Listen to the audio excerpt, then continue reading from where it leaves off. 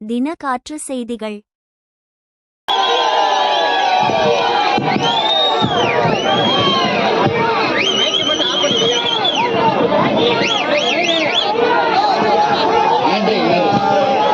பெரியோர்களே, தாய்மார்களே, தேசிய முற்போக்கு திராவிட கழகத்தினுடைய நிறுவன தலைவர், நமது அன்பு தலைவர் புரட்சி கலைஞர் கருப்பு எம்ஜிஆர் உங்கள் வீட்டு பிள்ளை, நமது இதய தெய்வம் அவர்களை வணங்கி இன்றைக்கு விருதுநகர் மாவட்டத்தில் விருதுநகர் நகரிலே எங்களுடைய மாவட்ட கழக செயலாளர் ஷெரீப் அவர்களுக்கும் மண்டல பொறுப்பாளர் அண்ணன் சந்திரன் அவர்களுக்கும் இங்கே தொகுதி பொறுப்பாளராக இருக்கின்ற நமது தாமோதர கண்ணன், மீனாட்சி சுந்தரம் மற்றும் திலீப் குமார் அவர்களுக்கும் மேடையிலே வீற்றிருக்கின்ற நிர்வாகிகளுக்கும் இந்த மாபெரும் கூட்டத்திலே கலந்து கொள்ள வந்திருக்கும் அனைத்து ஒன்றிய நகர பேரூர் கழக கிளை கழக பகுதி வட்ட கிளைகள் அத்தனை பேருக்கும் என் கண் முன்னாடி இங்க கூடியிருக்கின்ற என் அன்பு தாய்மார்களுக்கும் என் மகளிர் அணி சகோதரிகளுக்கும் கேப்டனை தன் உயிர் மூச்சாய் கொண்டுள்ள என் உயிரினும் மேலான என் அன்பு கழக உங்கள் அனைவருக்கும் உங்கள் அண்ணியின் பணிவான வணக்கங்கள். விருதுநகர் என்றாலே கேப்டன் கோட்டை, கேப்டனின் கோட்டை என்பதை இந்த விருதுநகர் மாவட்டம் நிரூபிச்சிருக்கு. இதே விருதுநகர் மாவட்டத்தில் தான் கேப்டன் பிறந்து வளர்ந்த சொந்த மண் அருப்புக்கோட்டையில ராமானுஜபுரம் என்கின்ற அந்த ஊரிலே பிறந்தவர். இது நம்ம மண், நீங்க நம்ம மக்கள். மதுரையை சேர்ந்த தென் மண்டலத்தை சேர்ந்த அனைவரும் கேப்டனுடைய மக்கள். இந்த மக்கள் இந்த பூமியிலே வாழ்கின்ற உங்கள் அனைவருக்கும் தலைவர் சார்பாக, தேமுதிக சார்பாக, எங்கள் கழக நிர்வாகிகள் சார்பாக அனைவருக்கும் வணக்கங்களை நான் தெரிவித்துக் கொள்ள கடமைப்பட்டிருக்கிறேன். எத்தனையோ முறை நான் கேப்டன் கூட விருதுநகருக்கு வந்திருக்கேன். ஒரு வாட்டியா ரெண்டு வாட்டியா எவ்வளவோ ஃபங்க்ஷன்ஸ், தலைவர் கூட எவ்வளவோ ஃபங்க்ஷன் வந்திருக்கோம். ஆனாலும் இந்த முறை நமது தலைவர் இல்லாம நம்மளால வர முடியுமா? வர முடியுமா? முடியாது. நம்ம தலைவர் எப்பொழுதும் நம்ம கூடயே தான் இருக்கிறார், இருப்பார், இருந்து கொண்டே இருப்பார். உள்ளம் தேடி இல்லம் நாடி மற்றும் மக்களை தேடி மக்கள் தலைவர் என்கின்ற ரத யாத்திரை நிக்குது பாருங்க, நம் கண் முன்னாடி நிக்குது பாருங்க. நம்ம ரத யாத்திரை, நம்ம கேப்டன் அவர்கள் உங்களை தேடி வந்திருக்கிறார், உங்களை பார்க்க வந்திருக்கிறார். இன்னைக்கு கேப்டன் அந்த ரதம் கேப்டனுக்கு இலங்கை வாழ் மக்கள் அன்பு பரிசாக கொடுத்ததுதான் அந்த ரதம் என்பதை இந்த நேரத்தில் நான் பெருமையோடு சொல்ல கடமைப்பட்டிருக்கேன். பொதுவா யாருக்கும் யாரும் இலவசமாவோ அன்பு பரிசாகவோ ஒரு ரதத்தை இதுவரைக்கும் கொடுத்ததாக வரலாறே இல்லை. ஆனால் கேப்டன் யார்? மக்கள் தலைவர், உண்மையில் மக்களை நேசித்த தலைவர், மக்களுக்காகவே வாழ்ந்த தலைவர், அத்தனை மக்களையும் நேசிச்சவர். அதனாலதான் இன்னைக்கு மக்கள் அவருக்கு அன்பு பரிசாக இந்த ரதத்தை கொடுத்திருக்காங்க. அதுவும் யார்? இலங்கை வாழ் தமிழ் மக்கள் கொடுத்த பரிசு. அதனாலதான் இன்னைக்கு அந்த அன்பு பரிசை தமிழ்நாடு முழுக்க கொண்டு வந்து உங்கள் முன்னாடி இன்னைக்கு தலைவர் நம்மளோட கலந்துக்கிற மாதிரி அத்தனை இடத்துக்குமே வந்திருக்கார். அது வகையில இன்னைக்கு விருதுநகர் மாற்றத்திற்கு வந்திருக்கோம். விருதுநகர் தொகுதியினுடைய வெற்றி வேட்பாளர் விஜய பிரபாகர் அவர்களுக்கும், இந்த மண்ணின் மைந்தர் அவர் விஜய பிரபாகர் போன தேர்தலிலே வெற்றி பெற்று விட்டார். ஆனால் அந்த வெற்றி மறைக்கப்பட்ட வெற்றி, அந்த வெற்றி நம்மிடம் இருந்து பறிக்கப்பட்ட வெற்றி. ஆனாலும் விஜய பிரபாகர் அவர்கள் இந்த விருதுநகர் தொகுதியிலே இருக்கின்ற அத்தனை மக்கள் மனதிலும் நீங்காத இடம் பிடித்து நிரந்தர வேட்பாளராக, எல்லா மக்கள் போற்றும் வேட்பாளராக, சரித்திரம் படைக்கக்கூடிய வேட்பாளராக இருக்கிறார், இருப்பார், இருந்து கொண்டே இருப்பார் நேரத்தில் உங்ககிட்ட நான் சொல்ல கடமைப்பட்டிருக்கேன். இன்னைக்கு தமிழ்நாடு முழுக்க எந்த தொகுதிக்குள்ள போனாலும் நீங்க இங்க போட்டி போடணும், இங்க போட்டி போடணும். 234 நேத்து கூட போனோம், சாத்தூர், அதே போல எல்லா ஊருக்கு போனாலும் இங்க போட்டி போடணும் சொல்றாங்க. எங்க போட்டி போடணும்? விஜய பிரபாகர்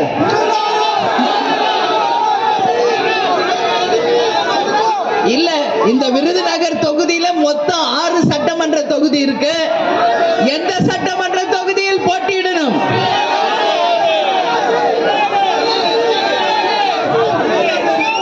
சிவகாசி. நீங்க எல்லாம் சொல்கிறீர்கள் சிவகாசி என்று. கட்டாயமாக பார்ப்போம். கேப்டனின் ஆசீர்வாதம் எப்படி இருக்கு, எப்படி நமக்கு கிடைக்கிறது என்பதை நாம் அனைவரும் பொறுத்திருந்து பார்ப்போம். ஏன்னா உங்களுக்கு நான் ஒரு வரலாறு சொல்றேன்.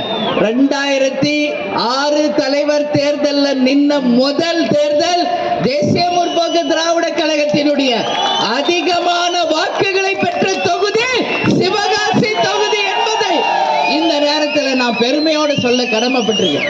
இந்த சிவகாசி தான் தமிழ்நாட்டிலேயே அதிகமான வாக்குகளை பெற்ற தொகுதி என்பது அந்த பெருமைக்குரியவர்கள் நீங்கள் தான்.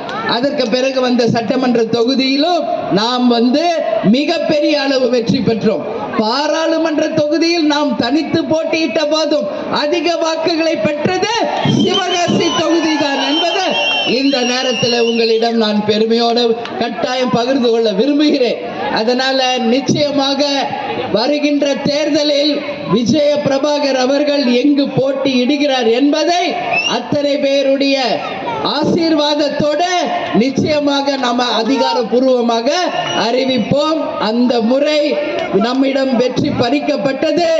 இந்த முறை அந்த வெற்றி உறுதி செய்யப்பட்ட ஒரு வெற்றியாக, மக்கள் போற்றும் ஒரு வெற்றியாக நிச்சயமாக இருக்கும் என்பதை இந்த நேரத்தில் நான் சொல்ல கடமைப்பட்டிருக்கிறேன். அது மட்டும் கிடையாது. இன்னைக்கு நம்ம விருதுநகர் மாவட்டம் சொன்னாலே இங்க சிவகாசினா இந்த மாதிரி பேனர்கள், கொடிகள், கேலண்டர், அது மட்டும் இல்லை டைரி என்று பல்வேறு விதமான வியாபார ஸ்தலம் இது. எவ்வளவோ தொழிற்சாலைகள் இருக்கின்ற ஒரு மாநகர் இது சிவகாசி. இன்னைக்கு குட்டி ஜப்பான் என்று அழைக்கக்கூடிய ஒரு சிவகாசி. அத்தனை தொழில்களும் இன்னும் சிறப்பாக இங்க வாழ்கின்ற மக்கள் அனைவருக்கும் நிச்சயம் வருகின்ற தேர்தலில் தேசிய முற்போக்கு திராவிட கழகம் உறுதியாக உங்கள் வாழ்வியலை நாம் உறுதி செய்வோம் என்பதை இந்த நேரத்தில் உங்ககிட்ட சொல்றேன். அதே மாதிரி பட்டாசு தொழிற்சாலை இங்க விருதுநகர் மாவட்டத்தில் தான் அதிகம்.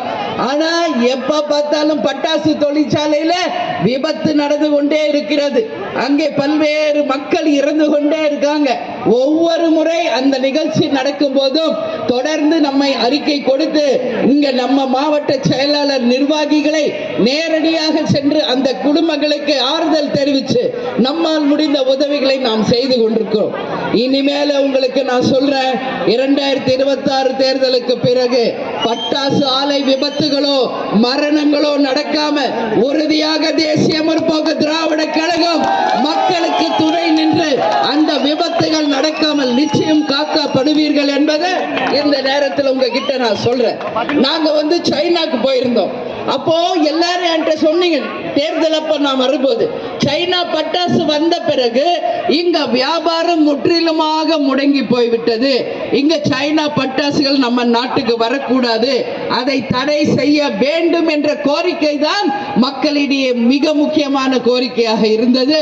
அப்ப விஜய பிரபாகர் எம்பியாக கண்டெஸ்ட் பண்றப்ப அவர் சொன்னார், உறுதியாக வெற்றி பெற்று வந்த பிறகு சீன பட்டாசுகளை நிச்சயம் தமிழ்நாட்டுக்குள்ளே அனுமதிக்க மாட்டோம், நம்மை மீறி அந்த சீன பட்டாசுகள் இங்கு வராது என்று உறுதி அளிச்சிருந்தோம். வெற்றி பெற்றிருந்தால் உறுதியாக அதை நாம் நிறைவேற்றி இருப்போம். ஆனால் அந்த வெற்றி கொஞ்சம் கால தாமதமாக 2024 பதில் 2026 உங்களுக்கு நீங்கள் தேர்ந்தெடுக்கும் அந்த வேட்பாளராக விஜய பிரபாகர் இருந்து உறுதியாக உங்களுக்கு எல்லா விதத்திலும் நிச்சயம் உறுதியாக இருப்பார் என்பதை தெரிவிச்சுக்கிறேன். அதே மாதிரி இன்னைக்கு நம்ம சிவகாசின்னு எடுத்துக்கிட்டா அந்த சாலை வசதி இப்ப கூட நான் வர குறுகிய சாலைகள் தான் இருக்கு.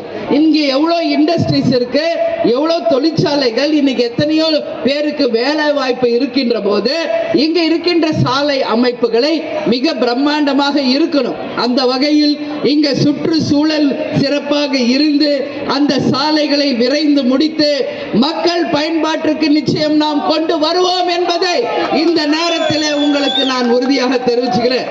அதே மாதிரி இங்க திருத்தங்கல் ரயில்வே மேம்பாலம் விரைந்து முடிக்க வேண்டும். இதுவரைக்கும் அந்த ரயில்வே மேம்பாலம் விரைந்து முடிக்கல, கடப்புல போட்டிருக்காங்க. அந்த வகையில செல்கின்ற மக்கள் பாதிக்கிறாங்க. உறுதியாக அந்த வாக்குறுதியை நிச்சயம் கவனத்திலே கொண்டு நாம் ஆட்சி வந்தவுடனே உறுதியாக அதை நிறைவேற்றுவோம். பட்டாசு தொழிலாளர்களுக்கு விபத்துக்கு காப்பீடு தொகை நிச்சயமாக தேசிய முற்போக்கு திராவிட கழகம் மக்களுக்காக பேசி வாங்கி தருவோம் என்பதையும் இந்த நேரத்தில் சொல்றேன். இந்த சிவகாசி மாநகராட்சியை மாநகராட்சியாக தரம் உயர்த்த வேண்டும் என்று பல நாட்களாக கோரிக்கை இருக்கிறது. இப்ப நகரமாக இருக்கின்ற நம்ம சிவகாசி 2026 தேர்தலுக்கு பிறகு நிச்சயம் மாநகராட்சியாக மாற்றப்படும். அதற்கு உங்கள் அந்நியார் உங்களுக்கு துணை நின்று ஓங்கி குரல் ஒலிப்போம், மக்களுக்காக துணை நிற்போம் என்பதை இந்த நேரத்தில் உங்கள்கிட்ட நான் உறுதி அளிக்கிறேன். இங்க தேர்தல்கள் வருவது எதற்கு? நம்ம மக்களுக்கும் தொகுதிக்கும் நாம் வசிக்கும் பகுதிக்கு நல்லது நடக்கணும். சும்மா வந்தோம், ஓட்டு கேட்டோம், டாடா காமிச்சோம், போனோம் கிடையாது. வந்தா ஜெயிச்சா அந்த தொகுதியை தமிழ்நாட்டில் முதன்மை தொகுதியாக மாற்றியே காட்டுவோம். அதுதான் தேமுதிக, அதுதான் கேப்டன் கட்சி. கேப்டன் ஜெயிச்ச முதல் தொகுதி விருதாச்சலம், அடுத்த ஜெயிச்சது ரிஷிவந்தியம். இன்றைக்கும் வரலாறு, இன்றைக்கும் வரலாறு, அந்த வரலாறு பேசுகிறது. மணலூர் பேட்டை பிரிட்ஜ் இன்னைக்கும் வரலாறு. விருதாச்சலத்தில் கேப்டன் செய்த அத்தனை திட்டங்கள் இன்னைக்கும் வரலாறு. அதுதான் சொல்றேன். அத்தனை அந்த மக்கள் எல்லாம் அந்த பலன் அடையும் பொழுது நமது சொந்த மாவட்டத்தில் நம்ம மக்களுக்கு அந்த பலன் வந்து கிடைக்கணும். அதற்கு 2026 மக்களாகிய நீங்கள் சரியாக பயன்படுத்திக்கணும் சொல்லி இந்த நேரத்தில் உங்களை பார்த்து நான் கேட்டுக்கிறேன். கேப்டன் எங்கேயுமே போல நம்ம கூட தான் இருக்கிறார். நம்ம ஒவ்வொருத்தர் கூடிய நம்ம கேப்டன் இருக்கிறார் என்பதை நீங்க யாரும் மறந்துடக்கூடாது. கேப்டன் ஒருத்தர் தான், லட்சக்கணக்கான கேப்டன்களை உருவாக்கிட்டு தான் போயிருக்கிறார் கேப்டன் அவர்கள். அதனால இன்னைக்கு கரவேட்டி கட்டி துண்டு போட்ட எல்லாருமே கேப்டன்கள் தான், எல்லாருமே கேப்டன் தான். உங்க ஊர்ல எல்லாம் நீங்க போறப்ப டீ கடையில எல்லாம் என்ன சொல்லுவாங்க? வாங்க கேப்டன், உட்காருங்க கேப்டன், டீ சாப்பிடுங்க கேப்டன், எங்க காலையிலேயே கிளம்பிட்டீங்க கேப்டன். கேக்குறாங்களா இல்லையா? கேக்குறாங்க இல்லையா? எல்லாரும் கேக்குறாங்கல்ல. இது வரலாறு ஒன்லி தேமுதிக தான். இதே திமுக இருக்கு, வாங்க கலைஞரே, வாங்க ஸ்டாலின் சொல்றாங்களா? அதிமுக இருக்கு, வாங்க எம்ஜிஆர், வாங்க ஜெயலலிதாவே சொல்றாங்களா? அந்த வரலாறு ஒரே ஒரு கட்சிக்கு தான், அது தேமுதிகக்கு தான். அதனால நம்ம கேப்டன் ஒருத்தர் தான். ஆனா லட்சக்கணக்கான கேப்டன்களாக நீங்க இருக்கிறப்போ இந்த கட்சியை எந்த கொம்பனாலும் தொட்டு கூட பார்க்க முடியாது. என் கடைகோடி தொண்டர் இருக்கும் வரை இந்த கட்சியை ஒருத்தராலையும் தொட்டு பார்க்க முடியாது, ஆட்டி அசைச்சு பார்க்க முடியாது. உறுதி. நம்ம கேப்டன் நம் ரத்தத்தில், நம் உணர்வில், நம் உயிர் மூச்சில் நம்முடன் கலந்திருக்கிறார். ஒவ்வொரு நாளும் நமக்கு துணை நின்று நம்மளை தலைவர் அவர்கள் வழி நடத்தி கொண்டிருக்கிறார். உறுதியா நம்புங்க. செயற்குழு பொதுக்குழுல நீங்க தலைவரை பார்த்ததுதான் கடைசி. அன்னைக்கு அவரால் முடியலன்னாலும் எந்திரிச்சு என் கையை உயர்த்தி இனிமே இந்த கட்சியை நீ உன் கையில் ஒப்படைக்கிறேன் என்று சொன்னாரே தலைவர் அவர்கள். தலைவர் இருந்த வரைக்கும் நான் உங்க அண்ணி, இவ்வளோ பெரிய பொறுப்பு கடமையை தலைவர் என் கையில கொடுத்துட்டு போயிருக்கிறார். உங்க அண்ணி இனிமேல் உங்கள் அன்னை, உங்கள் தாய். இங்க இருக்கிற ஒவ்வொருத்தருக்கும் நியாயத்தையும் தர்மத்தையும் நிச்சயமாக ஒரு தாயாக இருந்து உங்களுக்கு செய்வேன் என்பதை உறுதியாக நான் சொல்றேன். இன்னைக்கு விஜய பிரபாகர் சொல்றப்போ சொன்னார், இன்னைக்கு ஆண்கள் கோலோச்சிய இந்த அரசியலில் ஒரே ஒரு பெண் தலைவராக எங்கள் தாயார் உங்கள் அண்ணியார் இருக்கிறார். அந்த வெற்றிக்கு காரணம் அவருடைய உழைப்பு. நான் சொல்றேன், என்னுடைய இந்த இடத்துக்கு நான் வந்து உங்க பொதுச் செயலாளர் நிக்கிறதுக்கு காரணம் என் அன்பு தொண்டர்களாகிய நீங்கள் தான். வேற யாருமே கிடையாது, நீங்க தான். ஒவ்வொரு வெற்றிக்கும் காரணம் என் அன்பு தொண்டர்களாகிய நீங்க தான் காரணம். இவ்வளவு பெரிய ஒரு மாநாடு நம்ம நடத்தணுமே கடலூர்ல, இன்னைக்கு யாராவது இப்படி ஒரு மாநாடு நடத்த முடியுமா? 100 சோறு பீரு வண்டி வாகனம் புடவை எல்லாத்தையும் கொடுத்துதான், காசு கொடுத்தா கூட்டத்தை காட்ட முடியும். யாராக இருந்தாலும் நான் யாரையும் குறை சொல்ல, இதான் உண்மை, இதான் யதார்த்தம். ஆனால் கேப்டன் என்ற ஒற்றை சொல்லுக்கு அந்த அன்புக்கு கட்டுப்பட்டவர்கள் நமது தொண்டர்கள். ஏன் நான் சொல்றேன், கட்சி ஆரம்பிச்சு 20 வருஷம் முடிஞ்சு 21வது வருஷத்துல நாம இருக்கோம்.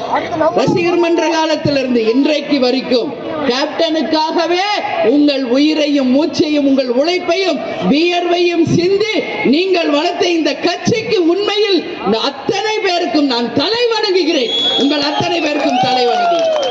கட்டி இருக்கீங்களே இந்த பேனரு கொடி, நான் வழி நடுக்க பார்த்துக்கிட்டு வரேன், லைட்டு எல்லாம் யாருடைய உழைப்பு?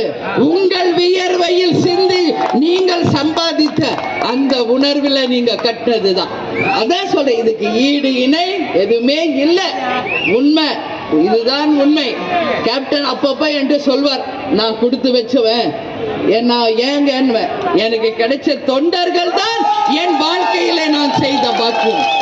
நான் பாக்கியசாலி, என் தொண்டர்கள் தான் என்னுடைய உயிர் எல்லாம் அப்படின்னு. அதையே தான் உங்க அண்ணியும் சொல்ற, இனி என்னுடைய வாழ்நாள் உங்களுக்காக தான். நான் வாழும் காலம் தேமுதிகவுக்கும் கடைகோடியில் இருக்க நம் நிர்வாகிகள் தொண்டர்களுக்காக தான் என் வாழ்க்கை என்பதை தலைவர் அந்த பொறுப்பு கையில கொடுத்த அன்னைக்கே அதை நான் முடிவு செய்து விட்டேன். தலைவர் அடிக்கடி சொல்வார், எங்களுக்கு இருக்கிறது 2 ஆம்பளை பிள்ளைங்க, ஒன்னு விஜய பிரபாகர், இன்னொன்னு கொம்பு சீவியாக வந்த சண்முக பாண்டி. அதனால 2 ஆம்பளை சிங்க குட்டிங்க, அவங்க வாழ்க்கையை அவங்க பார்த்துக்குவாங்க. இன்னைக்கு உங்களுக்காக துணை நிக்க விஜய பிரபாகரும், அப்பா தொழிலை முன்னெடுக்க சண்முக பாண்டின்னு இருக்கார். அதனால நான் சொல்றேன், அவங்களுக்கு ஒரு கல்யாணம் பண்ணி வச்சுட்டா அண்ணியோட முழு வேலை உங்களுக்காக உழைப்பது மட்டும்தான், வேற எதுவுமே என் லைஃப்ல இல்ல. ஆமா, ஏன்னா கேப்டன் கூடயே நான் வாழ்ந்தாச்சு, அவர் கூட இருந்தப்ப எல்லாத்தையும் நான் பார்த்தாச்சு. இனிமே ஏதாவது புதுசா பார்க்க போறேன்னா எதுவும் இல்லை. இனி என் லைஃப் என் தொண்டர்களாகிய உங்களுக்காக தானே ஒழிய வேற எதுவுமே என் மனசுல இல்லை என்பதை இன்னைக்கு உங்களோட நான் வந்து கலந்துக்கிறேன். இதுதான் உண்மை. அதனால நான் சொல்றேன், இந்த கட்சி தலைவர் அவர்கள் ஒவ்வொரு நாளும் நம்மளுடன் இருந்து வழி நடத்திக்கிட்டு இருக்காரு. அதனால இன்னைக்கும் கேப்டன் கோவில்ல தினந்தோறும் 3000ல இருந்து 10,000 பேர் சாப்பிடுறாங்க. எப்படி? அது யாருக்கு நடக்கும்? நம்ம தலைவருக்கு தான் நடக்கும். வாழும் வல்லராக, மக்களுக்கு மனிதராய் பிறந்து புனிதராய் வாழ்ந்து தெய்வமாக இருக்கும் நம் தலைவர் தன்னை தேடி வருபவர்கள் யாரும் பசியோடு செல்லக்கூடாது என்பதற்காக அனைவருக்கும் உணவளிக்கணும் சொல்லியிருந்தார். சொல்லி இன்னைக்கு அது நடந்துகிட்டு இருக்கு. 2 வருஷம் முடிஞ்சும் இன்றைக்கும் தினம்தோறும் அங்கு கேப்டன் ஆலயத்தில் அனைவருக்கும் சாப்பாடு. இப்ப இல்ல, இந்த பிரபஞ்சம் இருக்கும் வரைக்கும் கேப்டன் பேர் புகழை நிலைநாட்டுவோம். வரும் அத்தனை பேருக்கும் உணவு அங்கு கட்டாயம் வழங்கப்படும். ஒரு சரித்திரம் இது. ஆண்ட கட்சி, ஆளுங்கட்சி, மத்திய மாநில கட்சிகள் எவ்வளோ பேர் இருக்காங்க. யாராவது ஆபீஸ்லயோ யாராவது சமாதிலயோ சாப்பாடு போடுறாங்களா? அந்த வரலாறு ஒரே ஒரு கட்சி தேமுதிகவுக்கும் நமது கேப்டனுக்கு மட்டும்தான் என்பதை இந்த நேரத்தில் உங்களோட நான் அதை ஷேர் பண்றேன். அதுக்கு காரணம் உங்களுடைய உழைப்பு, உங்களுடைய அர்ப்பணிப்பு. எதையும் எதிர்பார்க்காம நம்ம ஒண்ணு யாரும் அம்பானி, அதானி, கோட்டீஸ்வரங்க கிடையாது. இங்க இருக்கிறவங்க எல்லாரும் அன்றாட கூலி வேலை செஞ்சு அந்த கூலி வேலையில கட்சியையும் குடும்பத்தையும் காப்பாத்துறீங்களே, நீங்கள் தான் இந்த நாட்டின் எஜமானர்கள். நீங்கள் தான் இந்த நாட்டின் எதிர்காலங்கள். நீங்கள் தான் உண்மையான எதிர்காலமாக தமிழ்நாட்டுக்கு வர இருப்பார்கள் என்பதை இந்த நேரத்தில் நான் சொல்றேன். எனவே 2026 தேர்தல் உங்களுக்கான தேர்தல். யாரும் பயப்படாதீங்க. அண்ணி என்ன முடிவு எடுப்பாங்க, யாரோட கூட்டணி வைப்பாங்க,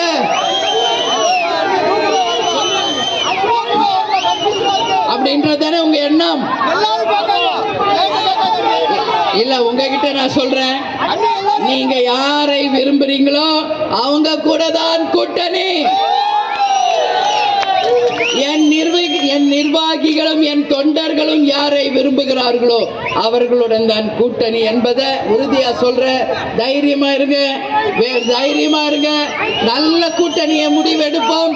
அந்த கூட்டணி தேமுதிகவுக்கும் நம் எதிர்காலத்திற்கும் மிகப்பெரிய ஒரு வெற்றியையும் மிகப்பெரிய ஒரு அங்கீகாரத்தையும் தரும் என்பதை மட்டும் இப்போ உங்ககிட்ட சொல்றேன். எனவே நான் 3ஆம் தேதி இந்த 4ஆம் கட்ட பிரச்சாரத்தை முடிச்சு சென்னைக்கு செல்வேன். சென்று சற்றேறக்குரிய ஒரு வாரத்தில் உங்களுக்கு அதிகாரப்பூர்வமான அறிவிப்பு தலைமை கழகத்தில் இருந்து தருவோம் என்பதை இந்த நேரத்தில் உங்ககிட்ட சொல்ற உறுதியா. எனவே தைரியமா இருங்க, எல்லாரும் உழைக்க தயாரா இருங்க. தேர்தல் அறிவிச்சோன்னு நாம எல்லாரும் உழைக்க ஆரம்பிக்கணும்னு சொல்லி கேட்டுக்கிறேன்.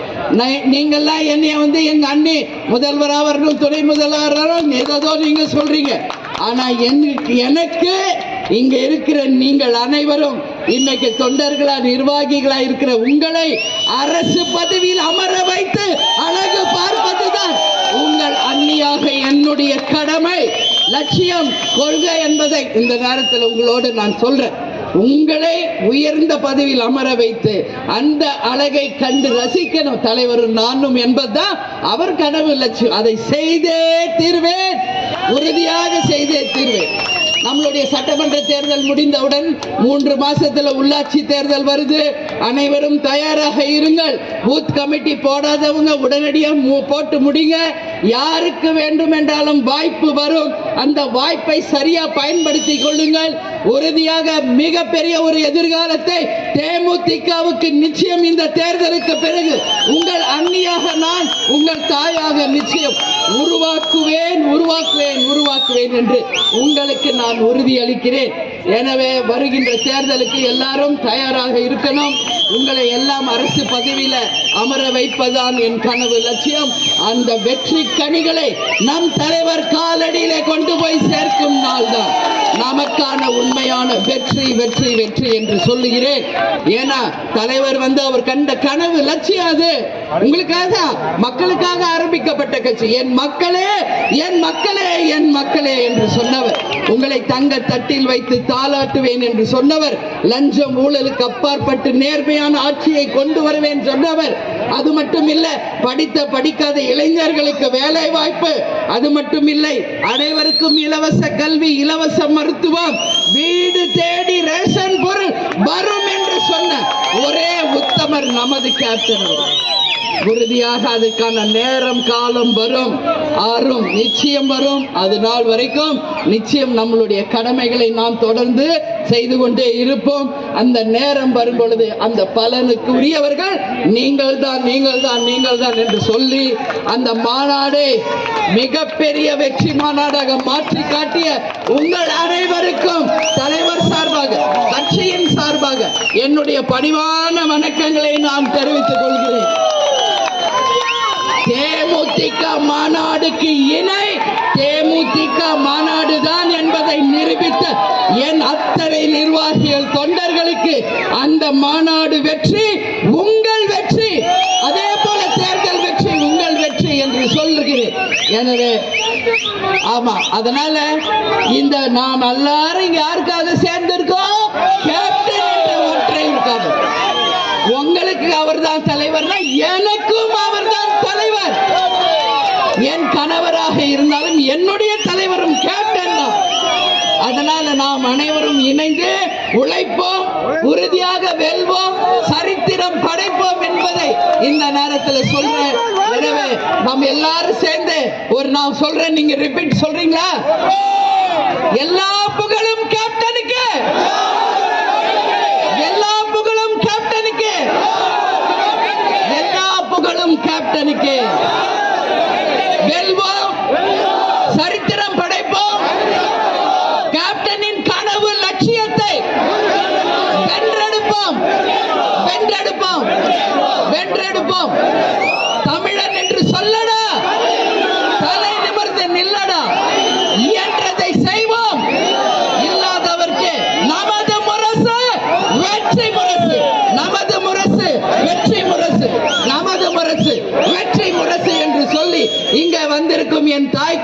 தலைவர்களுக்கும் நிர்வாகிகளுக்கும் தொண்டர்களுக்கும் பணிவான வணக்கங்களை தெரிவித்துக் கொண்டு மீண்டும் வருவோம், தேர்தல் நேரத்தில் வருவோம், வெற்றி வாகை சூடுவோம் என்று சொல்லி உங்களிடமிருந்து விடைபெறுகிறேன். நன்றி, வணக்கம்.